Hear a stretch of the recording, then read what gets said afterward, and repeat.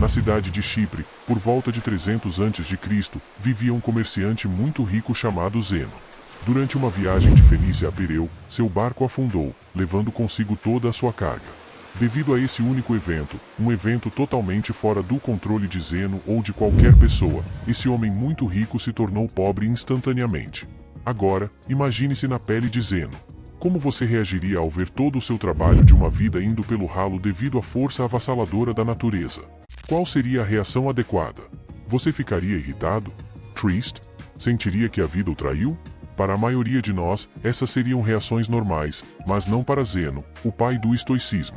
Uma pequena mudança dura uma eternidade, e uma pequena reformulação da sua mentalidade pode se desdobrar em mudanças maiores e mais impactantes mais tarde. O cerne do estoicismo é a própria definição de aceitação e indiferença. Após ler as obras de Sócrates e outros grandes filósofos, Zeno criou e ensinou o estoicismo. Segundo Zeno, embora não tenhamos muito controle sobre o que nos acontece, temos controle sobre como isso nos afeta, e devemos usar esse controle com grande eficácia. Em vez de chorar sobre o leite derramado, ou neste caso, sobre as mercadorias afundadas, Zeno concentrou-se em manter a compostura diante da situação, permanecendo calmo e neutro, apesar de seu infortúnio. Hoje, as pessoas inadvertidamente veem os estoicos como indivíduos inabaláveis, pessoas que não se entregam facilmente a extremos emocionais, como acessos de raiva ou episódios de ansiedade. Mas a ideia original por trás do estoicismo era muito mais do que isso. Em vez de apenas descrever pessoas insensíveis, o estoicismo era uma maneira de ver, descrever e entender o mundo. Era uma forma de vida, e essa maneira de viver perdurou por séculos. A filosofia estoica pode ser aplicada às situações de hoje da mesma forma que foi aplicada milhares de anos atrás, e seus benefícios são igualmente impactantes. O estoicismo nos permite processar essas emoções negativas provenientes de experiências adversas e transformá-las em pensamentos que nos proporcionam uma perspectiva única do mundo. A perspectiva é fundamental, e todos no mundo têm experiências diferentes, e portanto, perspectivas diferentes sobre as coisas. Como os estoicos se reuniam, discutiam e ensinavam filosofia em locais públicos, sua filosofia geral era amplamente conhecida. Eles acreditavam que os princípios estoicos poderiam beneficiar grandemente qualquer pessoa, e, por isso, não fazia sentido esconder esse conhecimento atrás das quatro paredes de uma escola ou dos pátios de um palácio. Como resultado, desde escravos até imperadores, todos podiam aprender e tornar-se estoicos, e assim o fizeram. Alguns dos estoicos mais notáveis do mundo incluem Epicteto, que significa adquirido, pois ele já foi um escravo, Sêneca, um renomado estadista, e Marco Aurélio, um imperador romano e um dos homens mais poderosos que já existiram. Os primeiros estoicos praticavam o que pregavam, evitando todas as formas de segregação e liderando a luta contra a desigualdade. Eles até inventaram a palavra cosmopolita, que literalmente significa cidadão do mundo. Quando as pessoas ouvem essa palavra agora, pensam em cidades como Nova York, Toronto, Dubai e Londres devido à sua diversidade. Isso era o tipo de união e coletividade que os estoicos pregavam. Na fundação do estoicismo, as mulheres não eram autorizadas a buscar a filosofia, mas os estoicos discordavam totalmente disso. Musônio Rufo, mestre de Epicteto, disse uma vez: "Não são apenas os homens que possuem entusiasmo e uma inclinação natural para a virtude, mas também as mulheres. As mulheres se agradam tanto quanto os homens de ações nobres e justas e rejeitam o oposto de tais ações. Sendo assim, por que é apropriado para os homens buscar e examinar como podem viver bem, ou seja, praticar filosofia, mas não para as mulheres?" Mesmo em uma época em que isso não era popular, as mulheres podiam aprender livremente sobre o estoicismo e tornarem-se estoicas. Então, por que tantas pessoas adotam o estoicismo como uma forma de vida? Em um mundo cheio de reviravoltas inesperadas, nossas emoções podem atrapalhar as coisas. Na realidade, não ficamos tristes porque coisas ruins acontecem conosco, ficamos tristes porque coisas ruins inesperadas acontecem conosco. A chuva é algo bom. Ajuda a regar nossas plantas, fornece água para o gado e mantém a temperatura fresca e úmida. Mas a verdade é que, quando aquela nuvem escura nos pega desprevenidos sem guarda-chuva, nunca é uma boa experiência. Então, por que não começamos a chorar assim que começa a chover? É porque, embora a situação seja ruim, aprendemos a esperar a chuva. É algo inevitável, não podemos controlar o clima. Embora seja chato, a chuva passa e a luz retorna. O estoicismo nos ensina que, da mesma forma, devemos esperar que tudo de ruim que pode acontecer acontecerá. Imagine o pior cenário e fique contente sabendo o que poderia acontecer. Um dos exercícios estoicos é conhecido como desconforto voluntário, um exercício destinado a aumentar os sentimentos de gratidão. Durma no chão da sua cozinha, tome banhos frios quando normalmente toma banhos quentes, coma apenas batatas por alguns dias, coisas assim. Esse exercício ajuda você a entender que, não importa o quão difícil seja, você ainda sobreviverá e potencialmente prosperará se sua mentalidade estiver correta. Ao ser capaz de suportar essas situações desconfortáveis, preparamos indiretamente nossa mente para futuras adversidades. Com o estado atual do mundo, onde anúncios são constantemente empurrados goela abaixo, somos levados a acreditar que se não tivermos a próxima melhor coisa, parecer de uma certa maneira ou ganhar uma certa quantia de dinheiro, nunca seremos felizes. Essa mensagem é mais importante agora do que nunca. Entramos no mundo sem saber muito de nada. Crescemos aprendendo coisas em casa, na escola e observando o mundo por nós mesmos. A questão é, precisamos internalizar todo esse conhecimento? Se internalizarmos todo esse conhecimento, podemos estar configurando expectativas irreais para nossas vidas, o que nos deixa, em última análise, decepcionados e insatisfeitos no final. Isso não é uma maneira de viver. Em vez disso, devemos nos concentrar em melhorar a nós mesmos, para nós mesmos. Devemos realizar coisas, por nós mesmos, e apenas por essa razão. Anexar qualquer esperança externa ou anexos secundários às ações que tomamos quase sempre leva à decepção. Na maioria das vezes, acabamos tentando preencher esse vazio com coisas externas. Gastar todo o dinheiro em um carro chique, uma casa, ou até mesmo começar uma família. Às vezes, fazemos todas essas coisas pelo seu valor externo, e não pelo valor interno. No entanto, o estoicismo ensina que, se abordarmos a vida dessa maneira, colocamos nossa felicidade nas mãos de forças externas, forças que podem sempre falhar. Carros quase sempre quebram, desastres naturais destroem cidades inteiras, e as taxas de divórcio aumentam cada vez mais a cada ano. Mas mesmo as coisas gratuitas na vida têm um custo. O custo do espaço, tanto físico quanto mental. Como Sêneca escreveu certa vez, aprender a viver com menos criará espaço em sua vida para as coisas que realmente importam para você. Em vez disso, devemos colocar nossa felicidade em nosso valor intrínseco como seres humanos e em nada que tenhamos ou possamos adquirir fisicamente.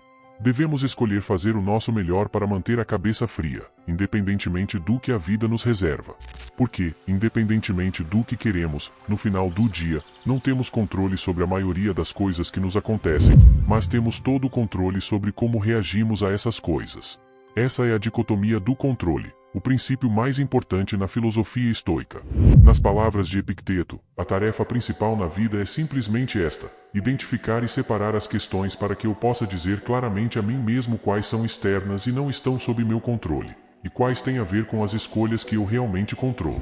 Os estoicos ensinam que devemos aprender a separar o que podemos controlar do que não podemos controlar. Precisamos determinar nosso valor não a partir de coisas que não podemos controlar, mas das coisas que podemos. Lutar por objetivos é uma boa característica, mas sucumbir quando essas coisas não seguem o seu caminho é, do ponto de vista estoico, inútil. Fazer vídeos no YouTube é, bem, muito mais fácil do que ser um imperador romano, mas ainda pode ser desafiador às vezes. Primeiro, você precisa formar sua ideia, o que leva uma eternidade, depois pesquisar essa ideia, descartá-la porque é ruim, começar de novo, roteirizar o vídeo, criar o vídeo, editá-lo, criar a miniatura, título, e tudo mais antes de clicar em enviar. Tudo até o ponto em que você clica em enviar depende apenas de você. No entanto, uma vez que você clica no botão de enviar, o poder se desloca para o algoritmo do YouTube. Ainda assim, muitas pessoas julgam o sucesso de seus canais no YouTube ou de suas contas no Instagram com base em quantas visualizações, inscritos ou seguidores têm, métricas que, na maioria das vezes, estão além do seu controle. Os estoicos ensinam que, em vez disso, você deve julgar o sucesso do seu trabalho com base na quantidade de esforço que você investiu, e não no resultado de suas esperanças externas. Confie no processo. Viver com menos significa desvincular-se das algemas sociais que você essencialmente impôs a si mesmo. Pense em uma pessoa que tem trabalhado duro em seu emprego nos últimos 6 meses. Agora, ela sente que merece uma promoção, então se aproxima do chefe com seu relatório de desempenho. O chefe agradece, não concede a promoção, e ela volta para casa pensando que deve ser ruim no trabalho. Ela não considera que o chefe pode simplesmente ter acordado irritado, que outra pessoa poderia ter sido mais qualificada naquele momento, ou talvez a empresa estivesse perdendo dinheiro e não pudesse arcar com isso. Ela não sabe a razão, mas ainda está chateada. Se ela simplesmente colocasse seu valor na qualidade do relatório de desempenho que apresentou, continuasse fazendo o que estava fazendo para conquistar a promoção desejada, poderia ter sido muito mais feliz no geral. Com a perspectiva certa, seu objetivo não teria sido diminuído, apenas adiado. É essa reformulação da sua mentalidade que é crucial. Um verdadeiro estoico não avalia seus sucessos com base no ganho financeiro de seus empreendimentos, mas se consola com o fato de poder viver uma vida confortável sem todas as coisas que o dinheiro pode comprar. A sabedoria é ser capaz de separar o que é interno do que é externo, e a habilidade de escolher nossa reação às coisas que nos acontecem. Como Viktor Frankl disse, entre o estímulo e a resposta, há um espaço. Nesse espaço está nosso poder de escolher nossa resposta. Coragem, 2 palavras, persistir e resistir. Enquanto Jeff Bezos e Elon Musk disputam o topo da lista da Forbes, os estoicos acreditam que o limite da riqueza deveria ser simplesmente ter o que é essencial e, em seguida, ter o suficiente. A justiça é a mais importante de todas as virtudes. Ela instrui que ninguém deve causar dano a outro porque todos nascemos uns para os outros, para fazer o bem uns aos outros, e não a nós mesmos. Nelson Mandela foi um dos líderes africanos mais famosos do mundo. Enquanto lutava contra o apartheid, foi condenado à prisão perpétua, onde permaneceu por 27 anos antes de finalmente ser libertado. Ao ser libertado, foi eleito presidente da África do Sul, e muitos pensavam que ele iria punir brutalmente todos os envolvidos no apartheid ou em sua prisão, mas é claro que não o fez. Ao longo de seu tempo na prisão, Mandela leu as obras de Marco Aurélio e aprendeu muitos dos valores centrais do estoicismo, todos os quais praticou ao longo de sua vida. Em vez de exigir a punição dos infratores, Nelson Mandela instou seu povo a buscar o oposto. Ele enfatizou que o passado estava além do controle deles, e que a única coisa que podiam fazer era encontrar uma maneira de seguir em frente e construir uma nação melhor. Este é o caminho do estoico. Na medicina moderna, o estoicismo está no cerne de procedimentos como a terapia comportamental racional emotiva, REBT, e a logoterapia. A REBT ajuda os pacientes a identificar padrões de pensamento negativos que podem estar causando problemas emocionais e comportamentais. Permite desafiar a lógica por trás desses pensamentos negativos e, ao perceber que muitos deles são infundados, substituí-los por crenças mais produtivas e saudáveis. A logoterapia, por outro lado, é baseada no princípio estoico de que os seres humanos são impulsionados por um propósito. Mesmo nas situações mais sombrias, podemos preencher nossas vidas com significado e felicidade simplesmente descobrindo qual é esse propósito. Como muitos de nós sabemos, no entanto, isso é mais fácil dizer do que fazer. É um processo, assim como tudo mais. Precisamos reprogramar a maneira como pensamos. Fora com o velho, dentro com o novo. Para resolver nossos problemas com a felicidade, devemos praticar a autoestima. Ao redirecionar nossa definição de valor para as coisas que podemos controlar, podemos parar de nos fixar nas coisas que não podemos controlar. No geral, podemos levar uma vida muito mais feliz e realizadora. O estoicismo nos ajuda a navegar por tempestades passadas e presentes em direção a águas mais calmas e pacíficas. E se nosso navio afundar e todos nos afogarmos, podemos ter paz no fato de que vivemos uma boa vida, embora não tão longa quanto esperávamos. Porque lembre-se, tudo tem um fim. Meu nome? Um dia Você saberá. você está Na Castor TV, o canal que une você ao mundo em um só lugar.